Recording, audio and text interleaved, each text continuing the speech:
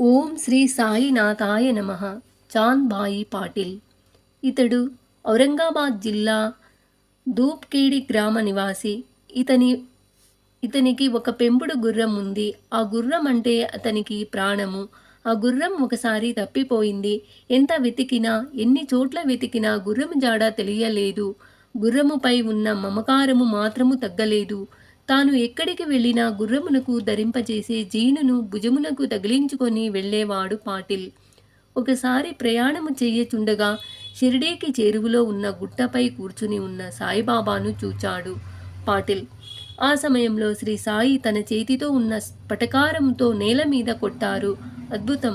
నీరు ఉప్పొంగుతూ పైకి వచ్చింది. మరలా అదే చోట పటకారంతో కొట్టారు. శ్రీ సాయి చక్కనైన మంట వచ్చింది. అందుకే శ్రీ సాయి త్రిమూర్తావతారము. పంచభూతాలు వారి గుప్పిట్లో ఉంటాయి చూచాడు పాటిల్. వెంటనే బాబాను చేరుకున్నాడు. బాబా వారితో ఏదో అనుకున్నాడు. సర్వాంతర్యామికి చెప్పాలా? ఎదుటి వారి మనోభిష్టము తెలిసిన శ్రీ సాయి, అరే చాంద్బాయి, నీ గుర్రం జాడ తెలియడం లేదు కదూ? ఎందుకే విచారము? అలా చూడు, నీ గుర్రము కనబడుతోంది అన్నారు బాబా. అత్యద్భుతము, వర్ణనాతీతము, చక్కని వలయాకారంలో ప్రకాశించుచున్న గుర్రమును చూచాడు చాంద్ పాటిల్. గుర్రము దగ్గరకు వెళ్ళాడు. గుర్రము బంధాలను సడలించాడు. వలయాకారంలో కాంతి అదృశ్యమైంది. ఆ గుర్రముతో బాబాను చేరుకున్నాడు చాంద్ భాయ్ పాటిల్. ఇక్కడ ఒక విశేషము జరిగింది. ఏమిటో తెలుసా?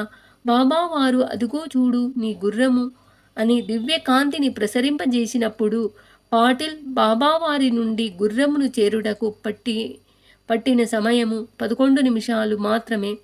పాటిల్ గుర్రము బంధాలు ఎప్పుడైతే సడలించాడో, కాంతి ఎప్పుడైతే అదృశ్యమైందో, గుర్రము నుండి బాబావారి దగ్గరకు చేరుటకు పట్టిన సమయము 11 గంటలు పట్టింది.